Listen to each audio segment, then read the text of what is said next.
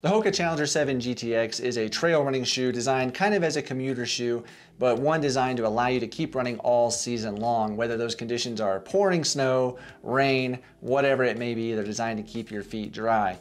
But in testing, how do they work? Do they keep your feet dry? Do they make them sweat a little bit? We'll find out here in just a minute. Well, hey, what's up everybody? Welcome back to the channel. My name is Steven. First, I do need to let you know that Hoka did send the Challenger 7 GTX to me to review. I didn't pay for these. They're not gonna see this footage ahead of time. I'm gonna tell the complete, honest truth, just like always. I say that disclosure every time. So these are pretty much the same as the Hoka Challenger 7s. Really, the only difference is they now have the Gore-Tex Invisible Fit system in the shoe, laminated inside, which we'll talk about here in a little bit. But otherwise, they have the increased stack height just like the Challenger 7, the newer foam, really an awesome shoe with their Durabrasion rubber, which we'll get into all those details. So first, we're gonna talk about the stats of the Hoka Challenger 7 GTX. First off, it is a neutral trail running shoe. However, it's pretty rigid. As you can see, it's taking a lot of strength, a lot more rigid than the regular Hoka Challenger 7. But it is a neutral trail shoe. It's not got a lot of the built-in things inside to give you stability, and it feels great underfoot. As far as the stack height, it's the same as the Challenger 7. We have 31 millimeters in the rear and 26 millimeters in the front for that 5 mm drop. As for the weight of the Challenger 7 GTX, threw it on my scale. Men's size 11 weighed in at 11 ounces or 312 grams, which is a little more than an ounce heavier than the original Hoka Challenger 7. Honestly, not a big deal. I mean, it has the Gore-Tex thrown in there. It doesn't feel heavy underfoot when running. We'll talk about that, but yeah, not a bad weight. And they are made of vegan and recycled materials, just like the Challenger 7. Unfortunately though, these are not available in wides like the Challenger 7 is. So maybe soon, Hoka. Might wanna think about that. Hey, real quick, before we get any further though, why don't you scroll down, click that thumbs up button, give it a like. It does help out a ton. Really, seriously, it does. I know that it's the YouTube thing, but it does, it helps, and I would really appreciate it. So now let's talk about the upper of the Hoka Challenger 7 GTX. It is that same simplified mesh upper as the Challenger 7. However, it does have the Gore-Tex Invisible Fit system in the shoe. The great thing about that is it's actually laminated to the upper of the shoe. It's not like a little bootie that you put on. It's laminated to the shoe. The key points of that is really you're not going to get any abrasion from it. It's not going to have any folds or wrinkles inside of there that might cause some chafing issues or some hot spots. It's a part of the shoe. You really do not know that it's there, and it works really well. I will say though that I did have a little bit of a break-in period with the Gore-Tex version. Unlike the original Challenger 7, these I could just throw on and I had no issues right out of the box. I did have a little bit of a hot spot or a little bit of a rubbing on the outside of my big toe in these. Again, it wasn't really much of an issue after that first run. It kind of broke in, and I've now taken these out for several hours at a time on the trail with no other issues. So it might have been just that first wear. Another difference with the Gore-Tex version of the Challenger is it's really not that breathable. Yes, they say that it's designed to breathe a little bit. However, it is a Gore-Tex shoe. We really don't expect it to breathe that much. I mean, after all, it's designed to keep moisture out of the shoe. So it kind of stands to think that moisture might not be able to escape from inside the shoe. So I did notice my foot got just a little bit moist in it, but I honestly think that was from my feet sweating wearing wool socks. As far as the snow on the shoe, I don't think it really, got into there, especially when wearing a gaiter over top. It wasn't able to get inside. So the Gore-Tex did a great job at keeping the snow, ice, water out of the shoe. But keep in mind, if it does get in the shoe, maybe you're not wearing a gaiter and it's gonna get inside of there, it might not drain too well. The toe box of the Challenger 7 GTX is really about the same as the non-Gore-Tex version here. It fits fine. Like I mentioned, there was a little bit of a hot spot on the outside of my my big toe, but overall, it's decent inside. There's a little bit of room, maybe just a little less room than the regular Challenger over there. And unfortunately, like I said before, it's not available in a wide. So if you do have a wide foot or wider toes that like to splay a little bit, these might be a little snug for you.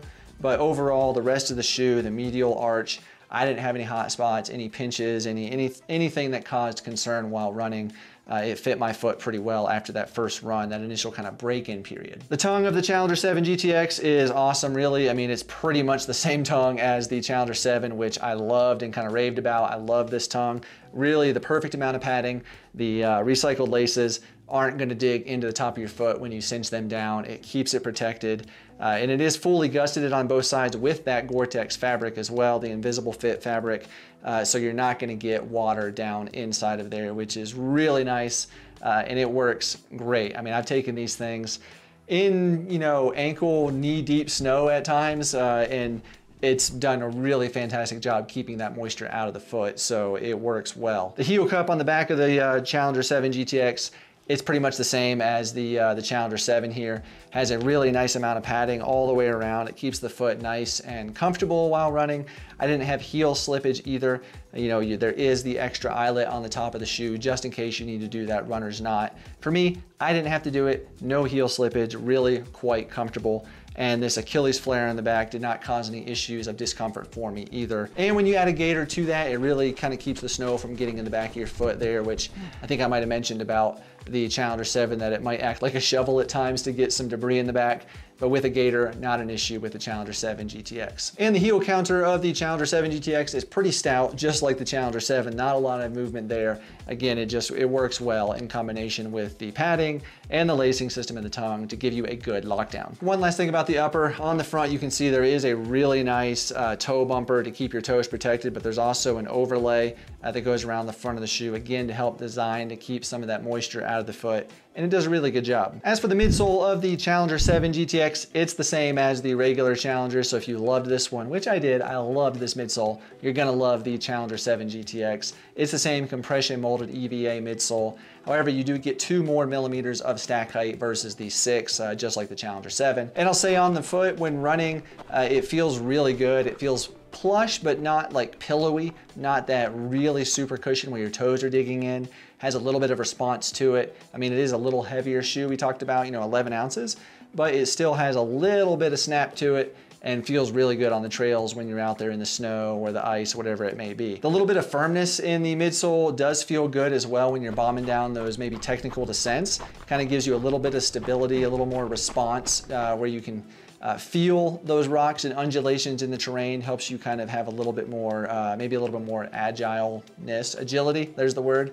It feels pretty good. So the foam is newer this year, like we talked about with the Challenger 7. It's still compression molded EVA. It's not a supercritical foam. It's not, you know, a Pebax material. It's still compression molded EVA, but it is a newer compound of it, and it is a little bit softer, a little bit more responsive than the ATR 6 or the 5, the Challenger 6 or 5, this is what I'm talking about. It still feels really good underfoot, and I've enjoyed it. I've enjoyed my miles in the Gore-Tex version. As for the outsole of the Gore-Tex version of the Hoka Challenger, it's the exact same as the regular Challenger here. It's 4mm depth lugs. You will see they are inspired by gravel tires, which they have the really tightly, more closely spaced lugs in the center, and the outside they're a little bit further apart, kind of to give you a little bit more grip as well. And it works. It works really well. Honestly, grip has not been an issue with the Challenger 7 GTX, just like the regular Challenger 7. I have had no issues in the snow. You know, when there's ice, obviously, I needed some extra traction. I threw on the Kahtoola Exo Spikes or the Micro Spikes with these. No issues there. They fit just fine and give you really phenomenal traction.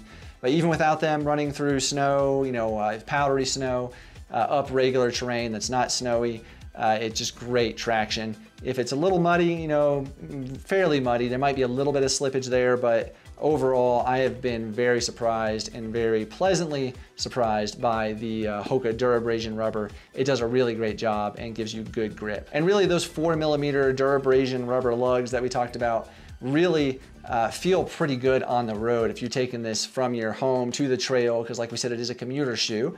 It's quite comfortable to do so. I mean, maybe it's not as comfortable as like the Clifton 9, but for a trail shoe, it's pretty darn comfortable, and I would not hesitate to run on the road. And I've done it many times, you know, 2 miles to a trail, run on the trail, then run back 2 miles, and had no issues or really foot fatigue. So if you got a race that's gonna be wet, nasty, wintry, you want a Gore-Tex shoe that has some pavement on that race as well, these would be a fantastic option. As for the price of the Hoka Challenger 7 GTX, they are $160 US. That is $15 more expensive than the regular Challenger 7 here. But again, you do get that Gore-Tex Invisible Fit system with these. And for that, honestly, $160 is a pretty good price and really average for the market when you look at other Gore-Tex winter running shoes out there. It's pretty comparable. And I'll say these have become my go-to winter running shoe, my trail running shoe. They are awesome. I've paired these with the Kahtoola Instigators or the Ultimate Direction FK Gator, and it is the perfect winter running combo. The Gore-Tex keeps your foot dry. The grip is great. Throw on some exo spikes or micro spikes if you need a little bit more. But with the Gator, you're not getting snow down inside. Your feet are dry. You're able to run all year long here in Colorado while there's still ankle deep snow on the mountains, no issues. So I have really thoroughly enjoyed the Gore-Tex version of the Challenger 7. But now I want to know what you think. Have you tried the Gore-Tex version here? Have you tried other Gore-Tex shoes out there and had, good success? Let us know below in the comments. I'm sure everybody will be really interested to know your thoughts and what you thought of the Challenger 7 GTX. Well, that is going to do it for the Challenger 7 GTX. If you learned something about the shoe, don't forget to give it a thumbs up. That would be really appreciated. Maybe click that subscribe button. You'll see more videos like this in the future as well. And also you can become a channel member. Click below, click that join button. You'll see more behind the scenes content potentially depending on the level that you join, or you can pick up a Ultra Trail Steven Boco hat as well. We got a few left of those, just a couple, so you better order quick. Thank you to Hoka for sending the shoe. Thank you to you all for watching. I do appreciate you all so much. And yeah, I'll see you on the next one.